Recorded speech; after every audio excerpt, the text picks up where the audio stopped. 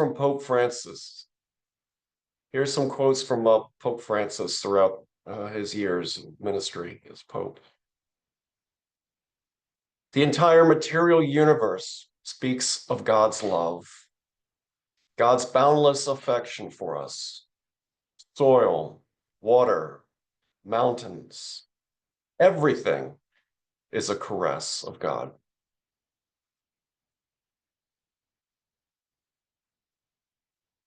We need to see with the eyes of faith the beauty, God's saving plan, the link between the natural environment and the dignity of the human person.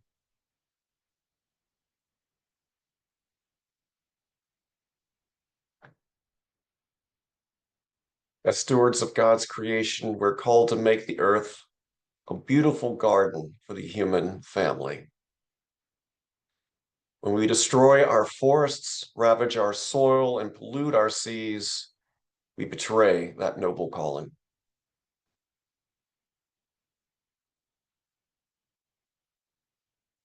Creation is not a property which we can rule over at will, or even less is the property of only a few. Creation is a gift. It's a wonderful gift that God has given us, so that we care for it and we use it for the benefit of all, always with great respect and gratitude.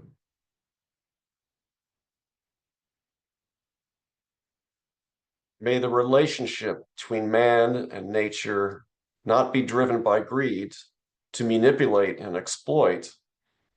May the divine harmony between beings and creation be conserved in the logic of respect and care.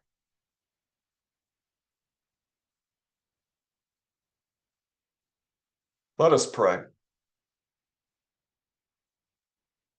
Great Creator, Lord of all love and glory, the author and giver of all good things, graft in our hearts the love of your creation. Increase in all true unity. Nourish the world with all goodness and bring forth the fruit of good works.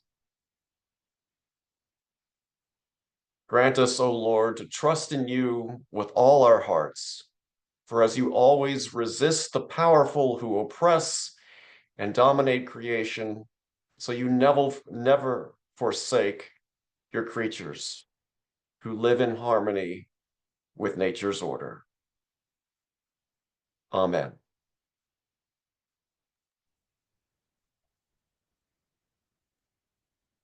Thank you so much for those really inspiring words. We are going to move on to our opening remarks from Delegate Jen Terraza, who we've worked with over the years, and this was actually, for me personally, was the first time that I was working on the Maryland bottle bill.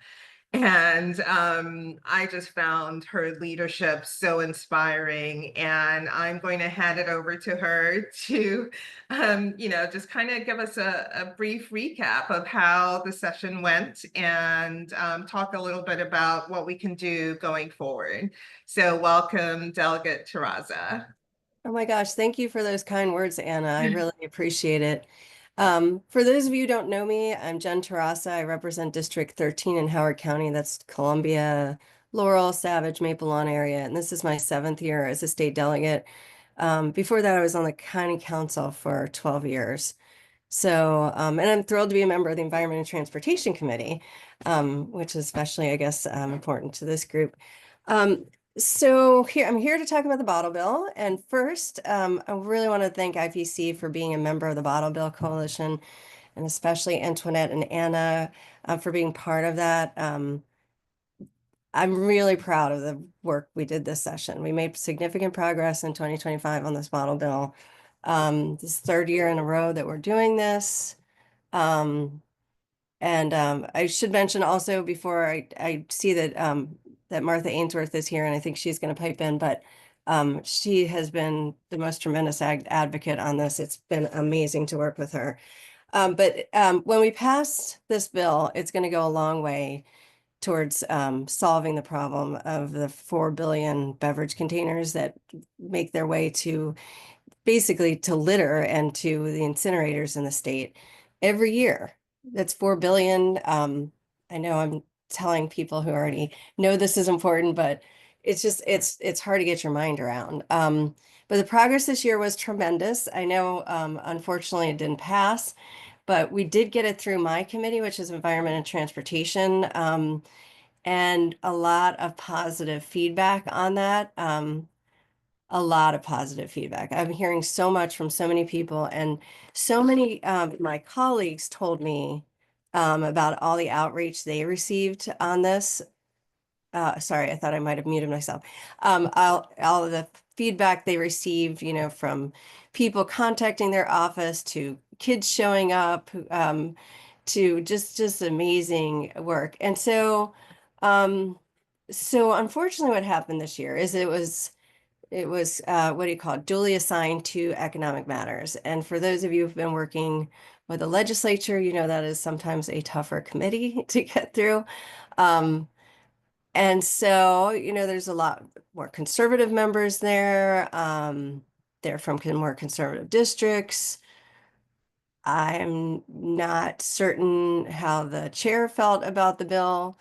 But I think we made a lot of inroads there. I talked to a lot of the people on the committee, and they didn't really seem to have very specific concerns, or if they did, the Bottle Bill Coalition and everybody else and all of you who were involved really got to them and talked to them and addressed their issues. And so I'm just so thrilled to be with you guys, because I think this is and just you guys making this a priority, I think is so important for the environment, for our role as stewards of the earth. And it's just tremendous. So what do we do going forward? Martha may have more thoughts on that. Boy, I wish we could get it not duly assigned to economic matters. I don't know if that's a possibility, but that's very wishful thinking. I think we're going to have to get with the chair of economic matters early, and try to better understand any concerns he has. What else we can do? I will tell you, the pressure you guys put on, in your nice and friendly way, was really, really, really important. I mean, we never would have made it this far. Getting it through our committee, I think, was tremendous. We made progress with the president of the Senate in terms of our conversation with him. I think getting with him early and often is also going to be important. And then just sort of staying behind this and getting the message out and getting maybe more of those kids out, because I really think, I don't know if any of you guys were part of the group that brought the little messages in a plastic 2-liter bottle. Is there somebody here in that group? I can't see because I can only see 3 of you because I'm in the center. But whoever did that, that was brilliant. I'm sure the kids came up with that, but whoever worked with them can tell them that was brilliant. I really actually think that made some progress. Unfortunately, I think that was a little too late by the time we got there. So anyway, I don't want to take up too much of your time, but I'm really thrilled to be here. I think you guys are amazing. You're behind so many important issues, and really never doubt the power of sort of sticking together and working on important issues like this. So Thank I'm happy you. to answer questions. I know Martha's here also. I'm sure she can answer more detailed questions, and as probably Antoinette and Anna can also, from being part of this whole thing. So, but thank you guys, and thanks for inviting me to be here. Thank you.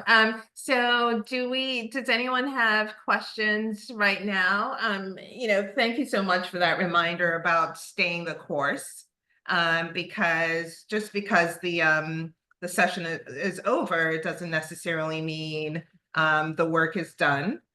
This means And we you have have more time now to to strategize. people who may have been a little more doubting. Right. Looks like Reverend Tucker has a question. Yeah, so I think we have a couple. Did the Economic Matters Committee think there would be budget implications of the bottle bill? I don't think that, and Martha can weigh in obviously, but I don't think their issue was You can nod or shake your head or weigh in, Martha. But I don't really think it was a budget issue in this case. I think it was concern about um, um, some of what they were hearing from the lobbyists, from the bottle industry, um, from a number of folks. And I don't know if Martha wants to weigh in on that, but I see Martha took her mute off. So if you have something to say, but I do think it was more about pressure from the business community, the restaurants, unfortunately, weighing in the way they did, the bottle industry, the plastics industry is strong too, obviously. Martha, did you have something you wanted to add to that? Yeah, that, Economic Matters is the home of the retailers, the beverage producers, all those businesses. And I think also it was right before crossover. And so you have to understand that when there's a secondary committee, we don't have a separate hearing for them. And I think, Jen, were you going to look into that if we could have a joint hearing next time, if that is even No. possible? So Because yeah. they send a couple people over from the Economic Matters Committee to listen to the hearing of the Environment and Transportation Committee. So a lot of them have never had their questions answered. But that, I think that was a big issue. The budget wasn't a big issue because this program was completely self-financing. It's paid for by the beverage companies and not the taxpayers. There Which was might be why the also beverage, right, which might be why the beverage industry is not that happy about it, but who's making the bottles that are ending up in our rivers and our streams and our world and coating the world with their plastic? So Yeah. I would say that one thing though, that if I can add something, that we had multiple members of the coalition having lobby nights featuring the bottle bill for a point almost every week, including IPC. And that was really, they were getting emails, but they were also getting these visits. Surfrider organized some, Sierra Club. I mean, all of these groups had their own lobby nights in repetition, and a number of really incredible events, I think, all over the state. Cleanups where we isolated bottles and cans. We really got the message about litter. I think one of the important things is that we established the bottle bill as a thing. It was in competition with another bill that you might not be familiar with.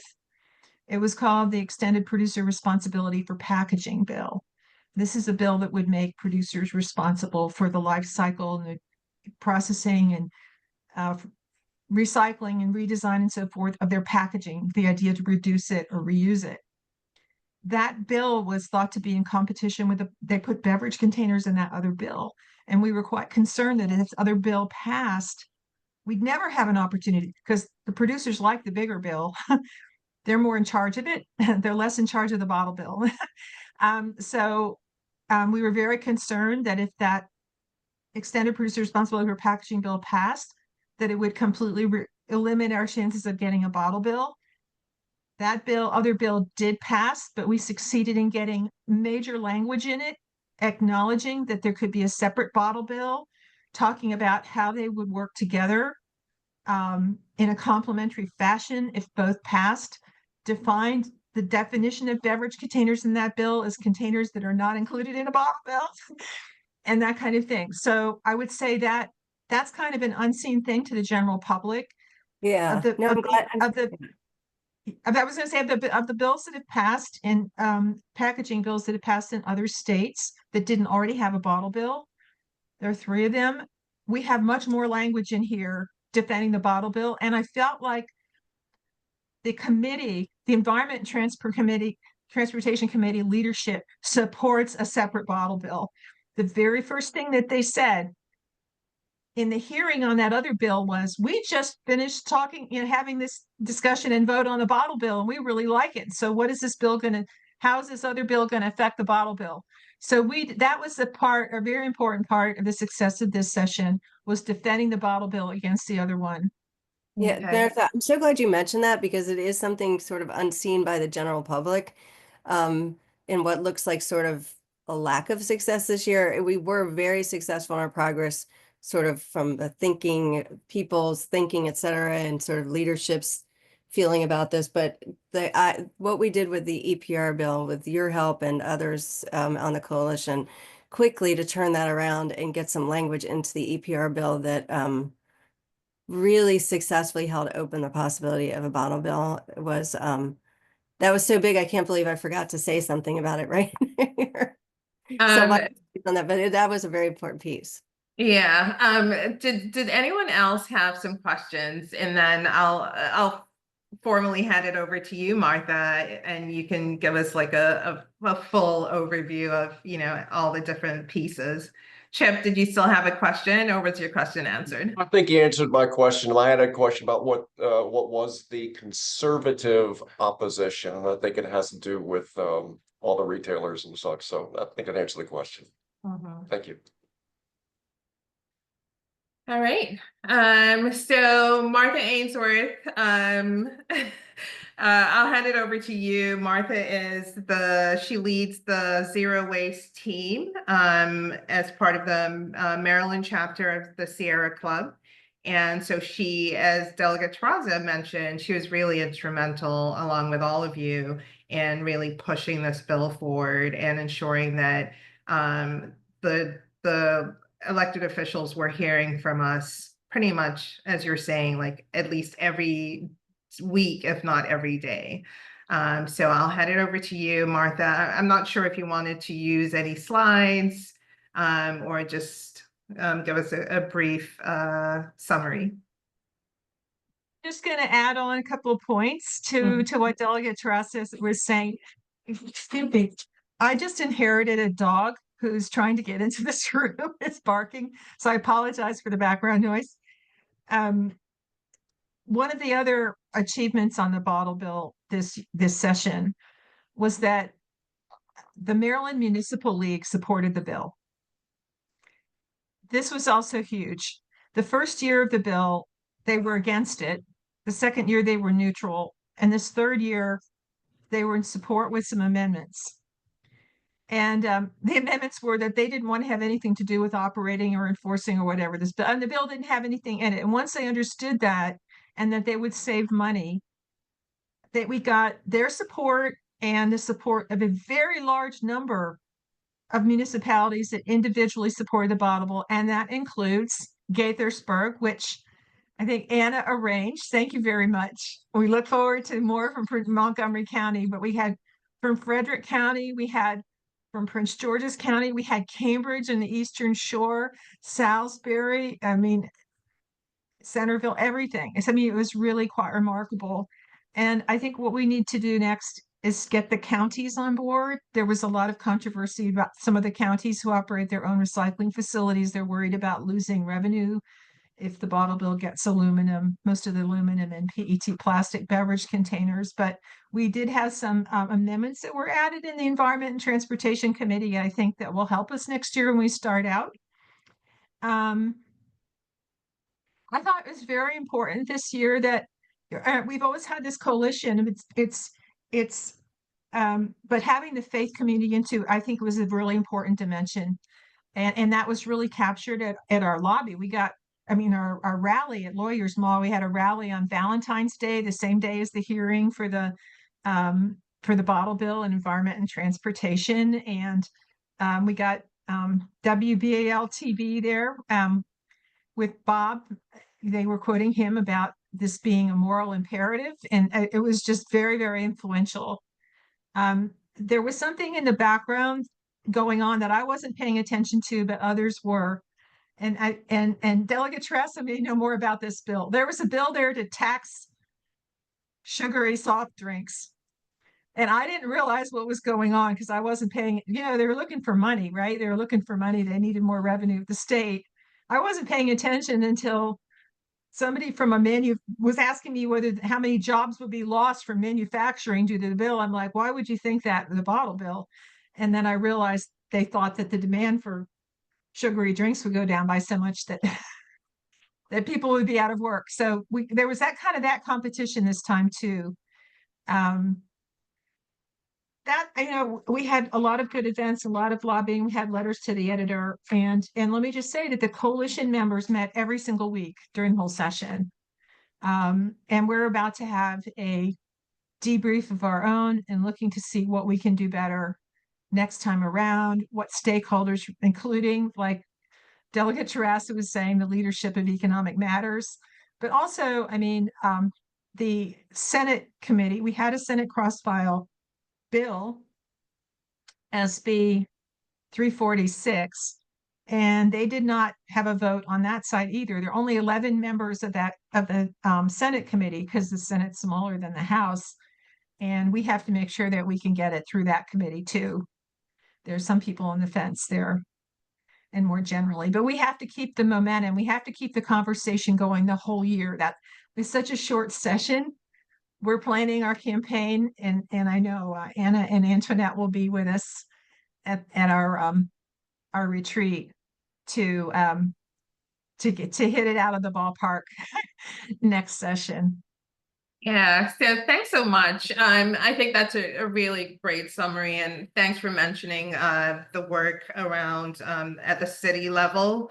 The mayor of the city of Gaithersburg, very quickly signed on for the city. It was a no-brainer, and so we're really excited about that. And there are other, city leaders who, you as advocates for this work can work with going forward, like the city of Rockville. I know the mayor there is very interested in doing more around the climate action plan. So there's opportunities everywhere. So we're going to shift gears. Thank you so much, Jennifer. Anna, Thanks, can I just weigh in really super fast?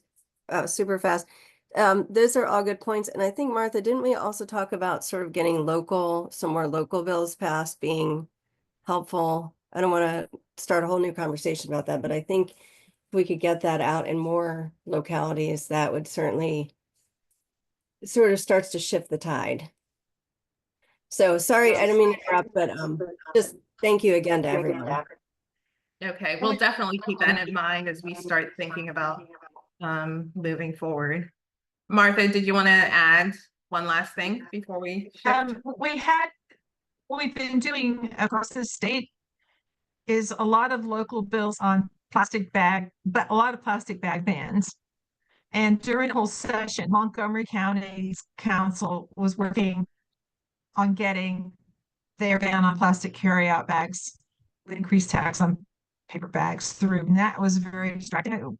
We didn't have any council members this year write in and support the bill, even though we knew that they supported it because they did it the previous year. They just so we won't be competing with that next year. But I do think the more we have to keep it in the public eye, not just like lobby individual people, and we need to think about how to do more decentralized work here to get the word out. We did have a poll this year. I should have mentioned that.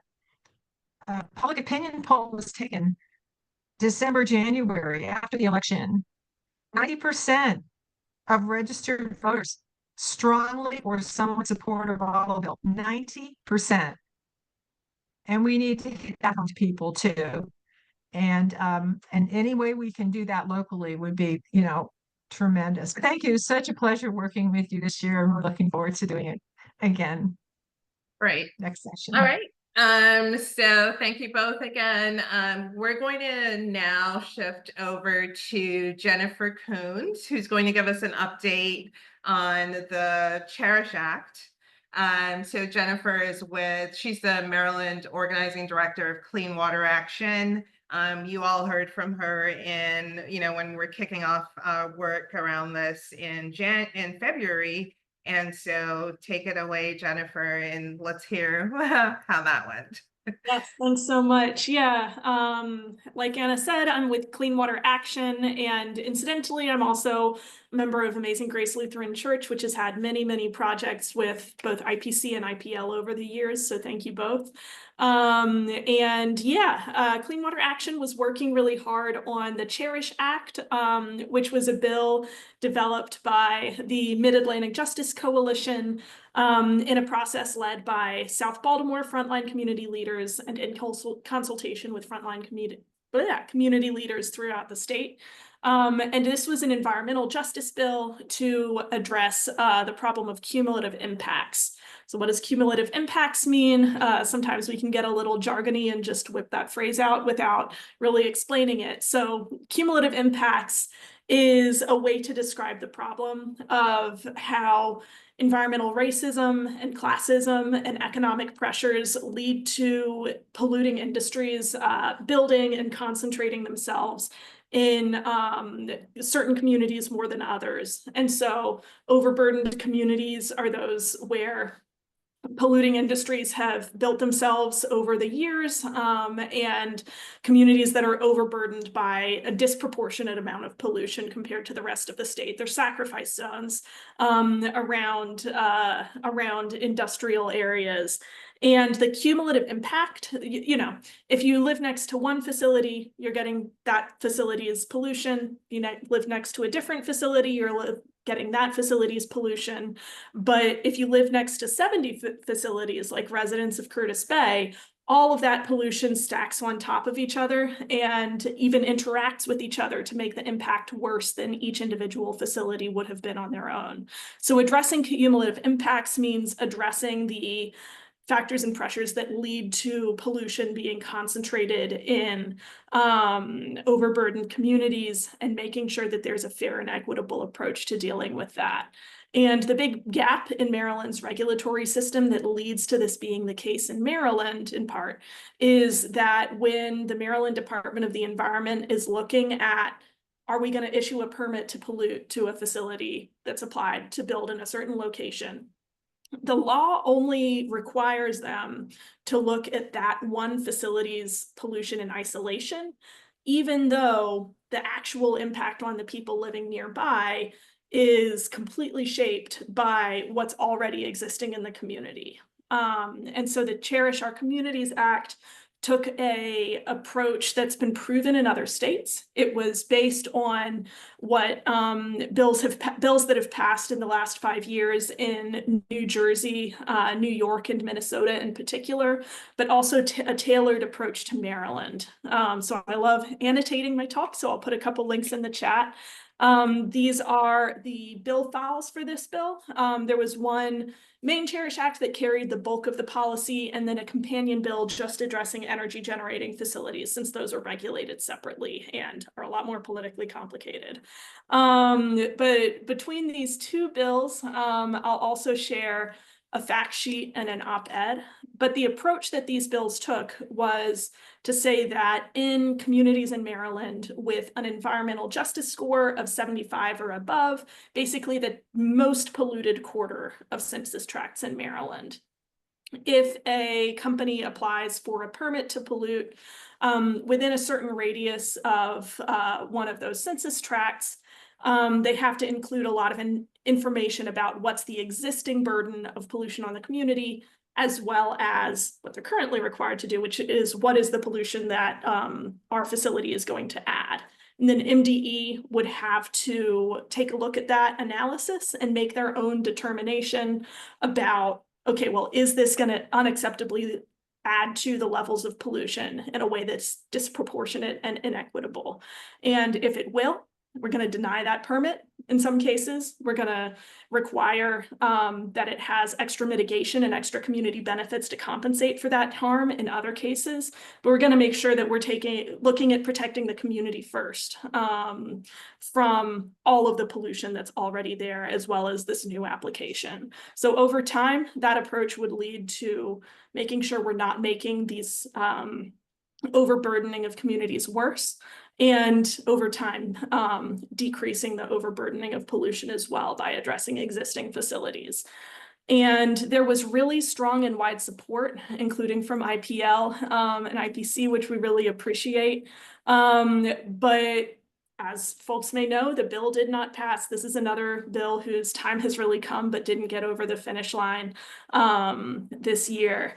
And the more administration and legislative leadership in both chambers really need to hear strong, loud moral demands that Maryland communities overburdened by pollution need and deserve this protection. and needn't deserve specific parts of it. Like, for example, whether the bill would cover not just energy generating facilities, since those are regulated separately, but even fossil fuel transportation and development facilities, whether those would be covered, even though they're obviously huge EJ concerns, was at issue. Whether existing facilities would be covered versus only looking at new facilities was an issue. Even whether all of the industry around the Port of Baltimore would be covered by this bill was an issue. And this is a really important bill that's going to be back this in 2026. And making sure that throughout the interim and then again in next session, leaders in the legislature and the administration are hearing that this is a must-pass bill, that we can't kick the can down the road on this problem, is going to be really important. And it's been a long time coming. Some of the folks on this call were working on the issue of cumulative impacts more than 10 years ago. Not me, but some of y'all were doing that. And so this is a really long time coming. It needs to pass in Maryland, especially to meet the challenges of the Trump administration withdrawing anything and everything to do with environmental justice. Maryland really needs to step up and pass the CHERISH Act. So I will close it out there, and yeah, happy to answer any questions or hear more from others. Yeah, thanks so much. Yeah, it really is. Thanks for your patience and tenacity, just continuing to work on this really important EJ issue. Any questions? So we have, is this a question? So this is a question from Patrick. He's saying that we heard there was a bargain offered to exempt Baltimore Bay facilities. Can Yes. you expand on that? Yeah, so the coalition was in a lot of negotiations about could this bill pass and in what form. And one of the sticking points was a couple of different things were proposed, but some leadership wanted to broadly exempt maritime facilities, port facilities, facilities connected with the port, sort of, I think, in part looking at, tariff situation, everything going on, and not wanting to be seen as harming port business. But like, obviously, maritime trade, not even maritime trade, like we weren't going after, like that's the wrong way to put it. The CHERISH Act would not have covered, like the shipping terminals at that just like take cargo in and out, because the bill was very specific about covering facilities that frontline communities had named as the biggest issues, and that wasn't one of them. But if, a new trash incinerator were to be proposed to be built at Trade Point Atlantic, the CHERISH Act needs to cover that facility, and language that we were given as a potential amendment would have exempted that, which was obviously completely unacceptable. Yeah, thanks. Any other questions or comments? Thanks again, Jennifer. Thank you so much. Yeah, and we'll have some time.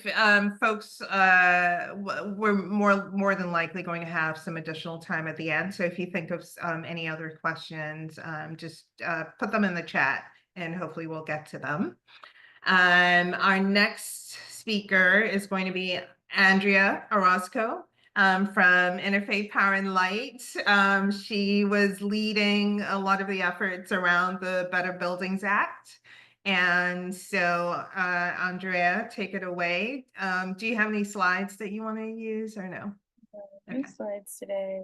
Good afternoon, everybody. Like Anna mentioned, my name is Andrea Orozco. I work as the advocacy lead at Interfaith Power and Light, DMV. It is good to see so many familiar faces. These calls are always my favorite to do. But yes, so I'll be talking about the Better Buildings Act, and just as a little refresher for folks who, I know that there's like a lot of names and a lot of acronyms always coming at us, but the Better Buildings Act was an all-electric building code for any new construction in the state of Maryland. For folks who have been in this fight with us for a while, you'll remember that this is the fourth time that we've tried to get this bill through. Its first iteration was inside of the Climate Solutions Now Act. It was stripped from there in 2022. So then 23, 24, and now 25. We've been working to try to get this bill passed at the state level. And like we feel really strongly about this. It feels like the easiest like piece of legislation that helps us get to our climate goals, but also like we're building smart from the start where it's cheaper to build. It's also, you don't have to retrofit anything as like our standards get a little bit stronger.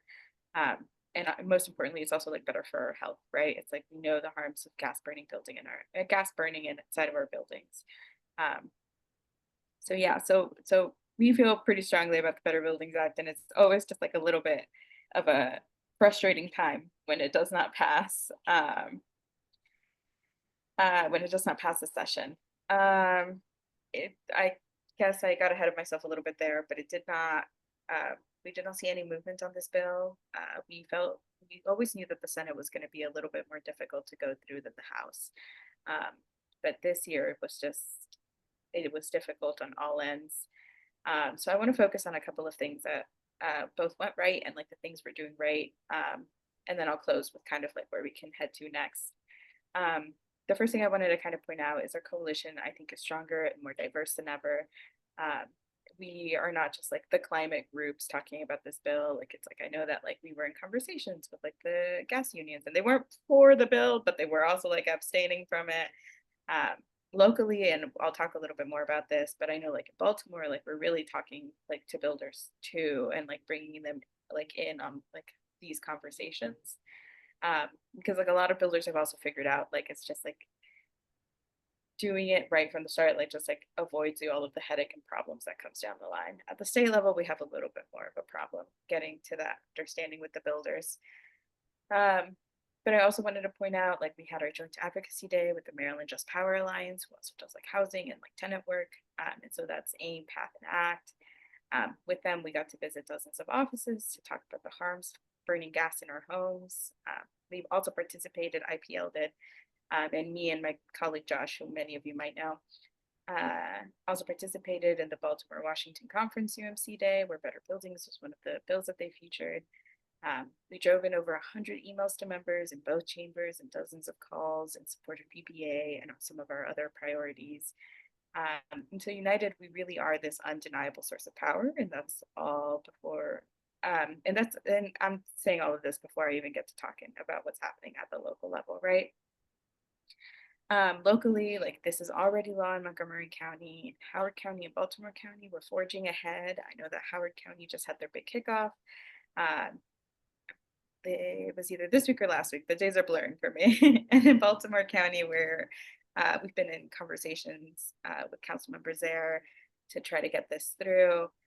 And that also like kind of like reflecting on this side of session, like I wish I could say that there was like one big reason why the bill didn't pass, right? That it was opposition from the buildings or from special interest, but I think it's a little bit of everything and a little bit more complicated than one big obstacle we couldn't get around, which I think has been the theme for like all of the bills we presented on today, right? So I think we should really keep doubling down on our local efforts and building our collective power. So let's take a moment to breathe, right? It's like right now everything feels like it's on fire, so it's like takes a moment to rest, but I think then we really start the work ahead of next session. And finally, like our work locally in our homes and our congregations and counties is more important now than ever. So somebody else will do a call to action a little later in this call, so I will leave it there, but I just wanted to close with, I'm always so grateful to be in this fight with all of you. And if it doesn't happen at the state level first, I feel confident about like making sure we're advancing this work locally, hyper and both like a little bit larger, and the state will come when it comes. But for now, that's I think where we're at. So I'll hand it off to Anna. Thanks so much. And thanks, Andrea, for that reminder that we also need to take care of ourselves as we're doing this really important work. Sometimes it can be tough, but we want to make sure that we keep ourselves healthy so that we can, continue to push the work forward. Any questions? Does anybody have questions for Andrea before we shift to our closing call to action?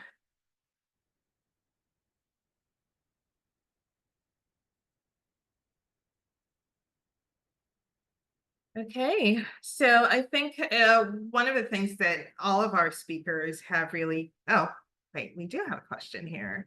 What was the main source of opposition, Andrea? Yeah, so I would, it's AOBA, which is the Association of the Buildings, where I think there are individual builders or like property like developers who like are kind of coming around. But I think like as a whole, like as an institution, there's still like a lot of learning.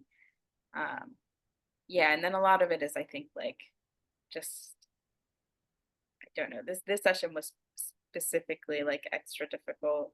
I think like both like special interests were like a big part of that. Um, and then it also just feels like we were just specifically on the climate issues, like all of our champs, like, and I don't know, it just felt like there was like almost like a lack of cohesiveness. Um, and like inside of the legislature, like I think we were all cohesive, we were all saying the same thing, and I think we've like advanced like our issue well. Um, and then it's just like you, like two unstoppable forces, right?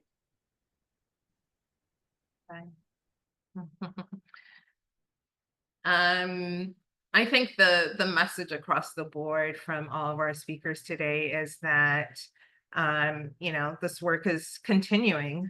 We need to just kind of regroup, develop new strategies for next year, and just persist.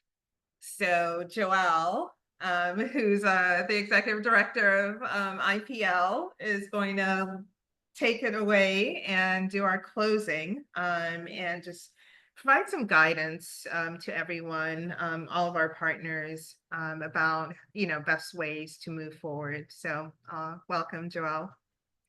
Yeah, I want to pick up where Andrea and Patrick's question left off, which is this question of like, why are these provisions which are not, you know, I think we've done the work over many years, grassroots organizing, educating, and I think we really have most Marylanders, lots of Marylanders understand, certainly in the case of the energy stuff, that, you know, burning gas in our homes indoors is not good for people. It's not good for the climate. We need to move towards electrification. All of the new, you know, to the extent that there's, you know, still federal money available in tax incentives from IRA, like all of that pushes us in the, and Maryland's own policies are moving us in this direction of electrification. And yet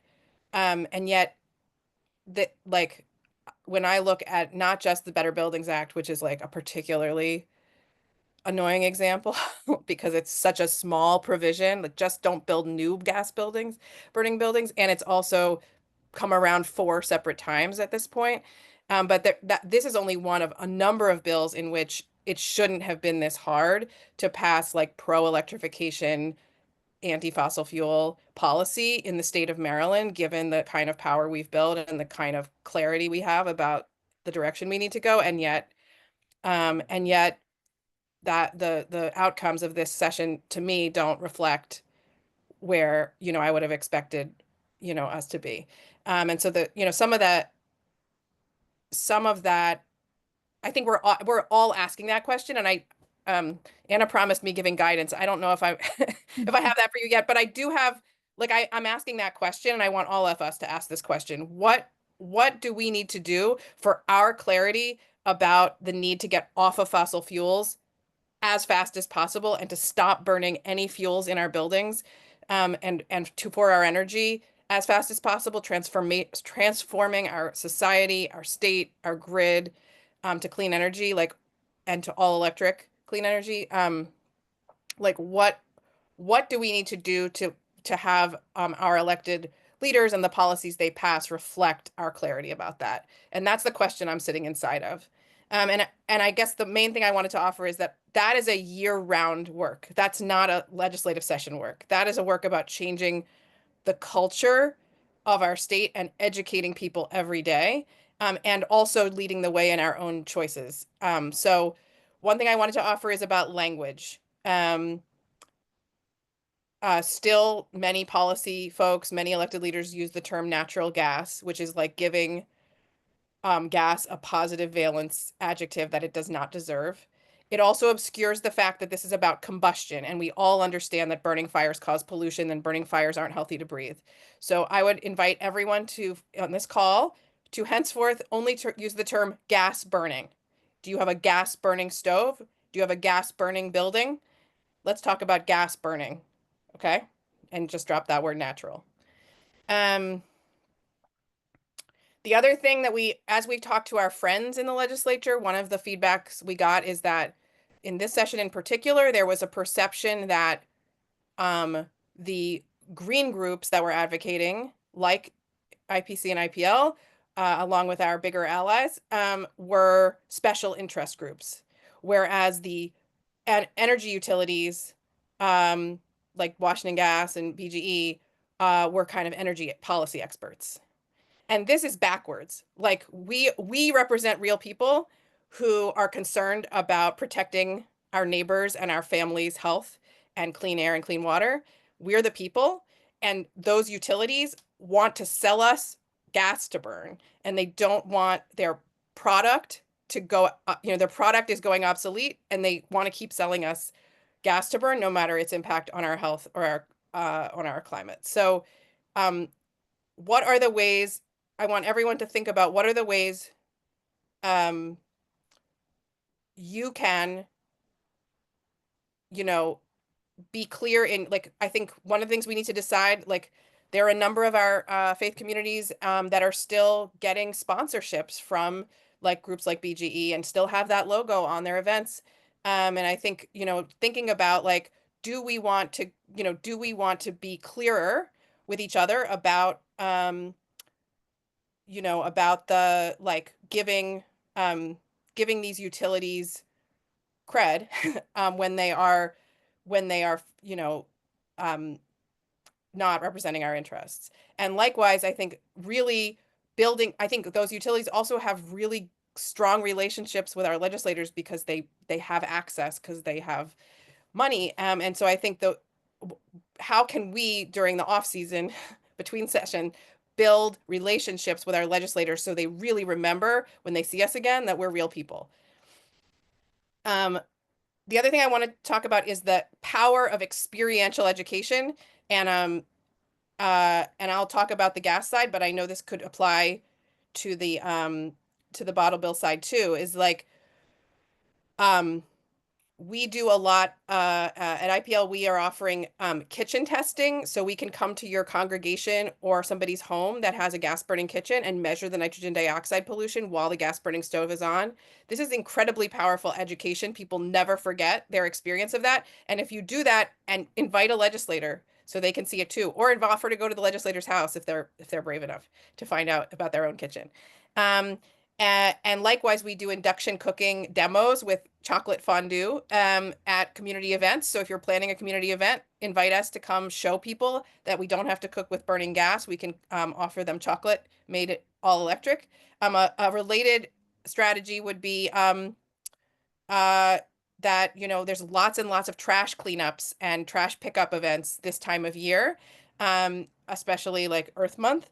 And, I've been talking with our friends at IPC about like, maybe there's an opportunity every time you're in one of those community events where people are picking up those bottles to say, there was legislation to solve this at the systemic level that would help, there be less of these bottles on the ground to begin with. Let's keep fighting together for that systemic solution that holds the polluters accountable, even when we're doing, stream cleanup, right?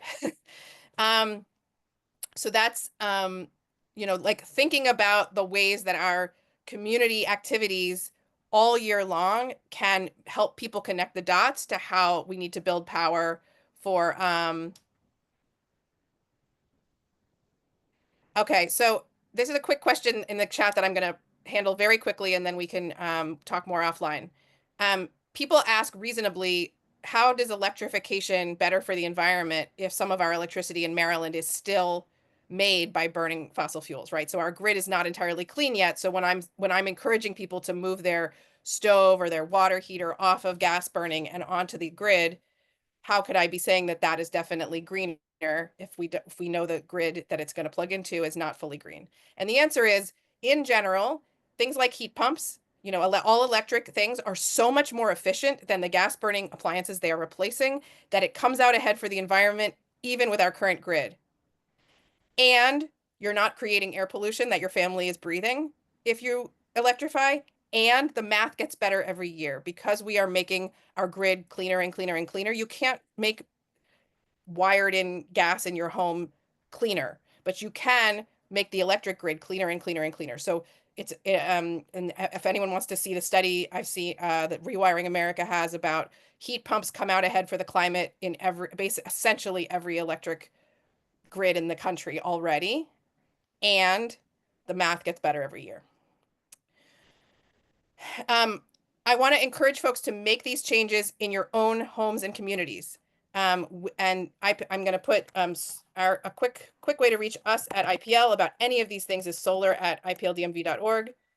If you are curious about going solar at your congregation, we have something like 6 congregations just in 2025 so far going solar this year, because that is something that no one can stop us from doing right now.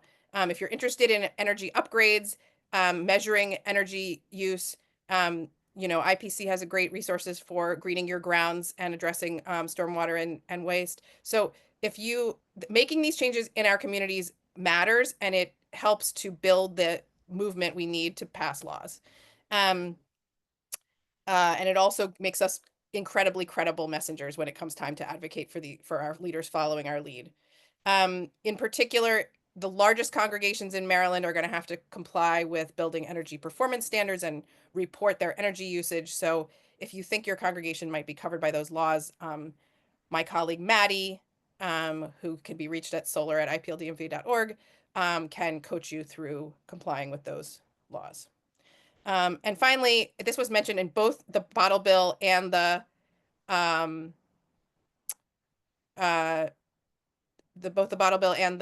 other policies is local work. So if there are opportunities to pass electrification policy or bottle bill type waste reduction policies at the county level, I think those campaigns are very meaningful, and they can start to chip away, you know, at these problems and build towards statewide solutions.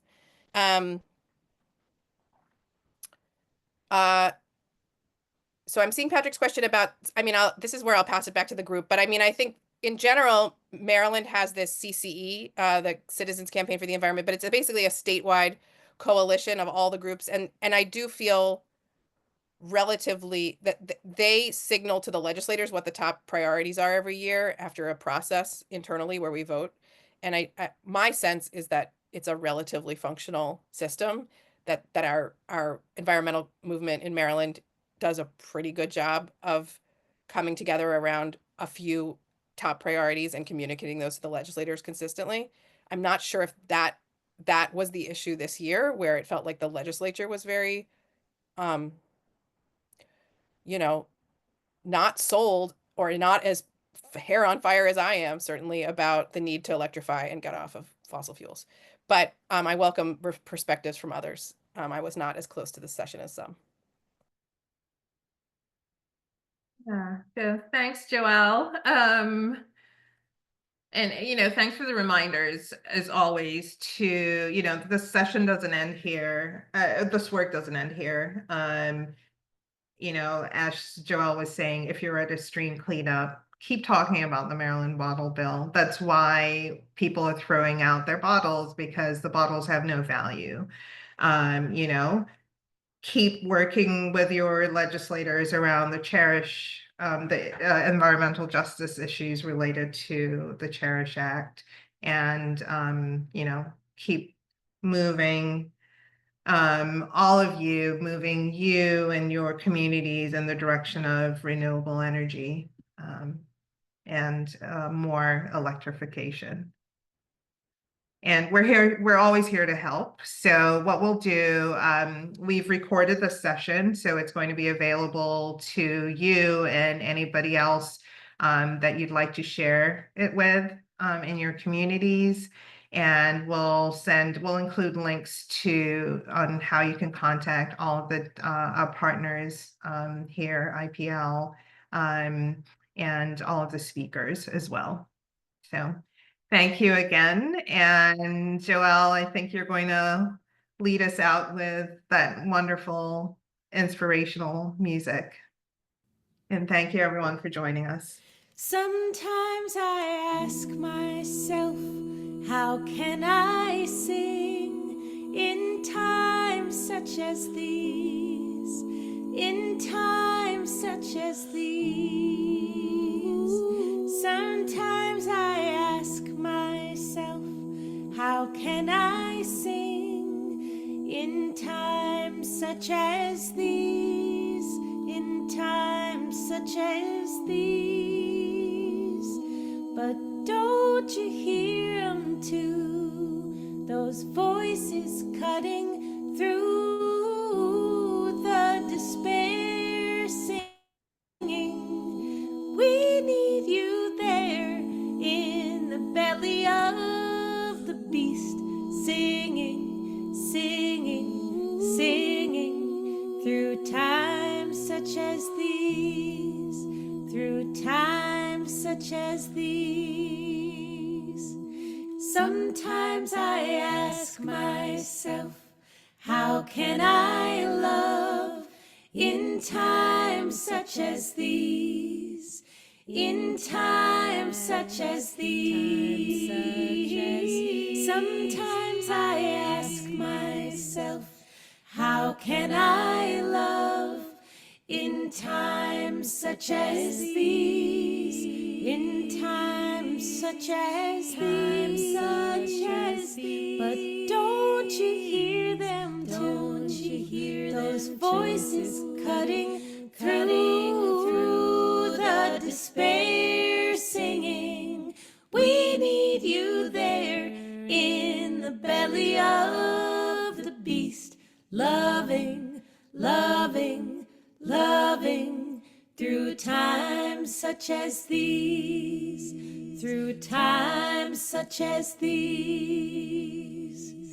Sometimes I ask myself, how can I hope in times such as these? In times such as these. Sometimes I ask myself, how can I hope in times such as these? In times such as these.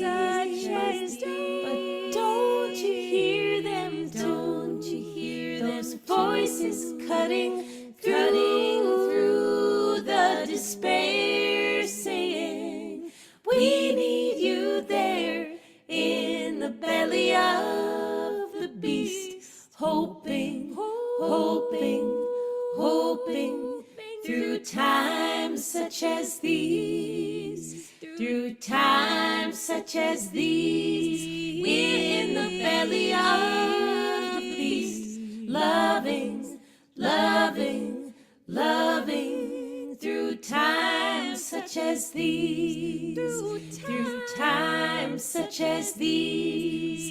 In the belly of the beast, singing, singing, singing through times such as these, through times